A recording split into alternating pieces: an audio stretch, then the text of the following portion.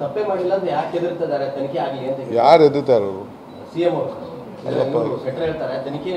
ತಪ್ಪೇ ಮಾಡಿಲ್ಲ ಶೆಟ್ರಿಗೆ ಎದಕ್ಕಿರಬೇಕು ಒಂದು ಪ್ರೊಸೀಜರ್ ಇದೆ ಈ ಥರ ತನಿಖೆ ಚೀಫ್ ಮಿನಿಸ್ಟ್ರೇ ತನಿಖೆಗೆ ಆದೇಶ ಮಾಡಿದ್ದಾರೆ IAS ಆಫೀಸರ್ಸು ಮಾಡಿದ್ದಾರೆ ಕಮಿಷನ್ ಮುಂದೆನೂ ಆದೇಶ ಕೊಟ್ಟಿದ್ದಾರೆ ಇವ್ರು ಹೋಗಿ ಇಲ್ಲೇನೇನು ಹೇಳ್ತಾರೆ ಅದನ್ನೆಲ್ಲ ಹೋಗಿ ಅಲ್ಲಿ ಕೊಡಲಿ ಕಮಿಷನ್ ಮುಂದೆ ಯಾರು ಬೇಡ ಅಂತ ಹೇಳ್ತಾರೆ ಚೀಫ್ ಮಿನಿಸ್ಟ್ರ್ ಯಾವತ್ತೂ ಎದುರುವಂಥ ಸಂದರ್ಭ ಇಲ್ಲ ರೀ ಅವ್ರ ಬ್ಲಡ್ಡು ಇಲ್ಲ 40 ವರ್ಷ ಹೋರಾಟ ಮಾಡಿದ್ದಾರೆ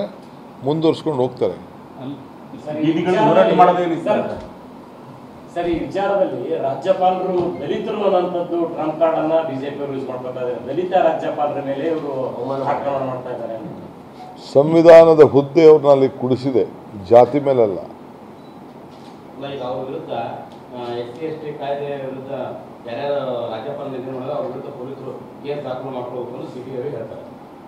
ಪೊಲೀಸ್ ಯಾರ್ಯಾರು ರಾಜ್ಯಪಾಲರ ನಿಂದನೆ ಮಾಡಿದ್ದಾರೆ ಯಾರ್ಯಾರು ರಾಜ್ಯಪಾಲರ ವಿರುದ್ಧ ಮಾತಾಡಿದ್ರೆ ಅವ್ರ ವಿರುದ್ಧ ಪೊಲೀಸರು ಸ್ವಯಂ ಪ್ರೇರಿತವಾಗಿ SC ST ಆಕ್ಟ್ ಅಲ್ಲಿ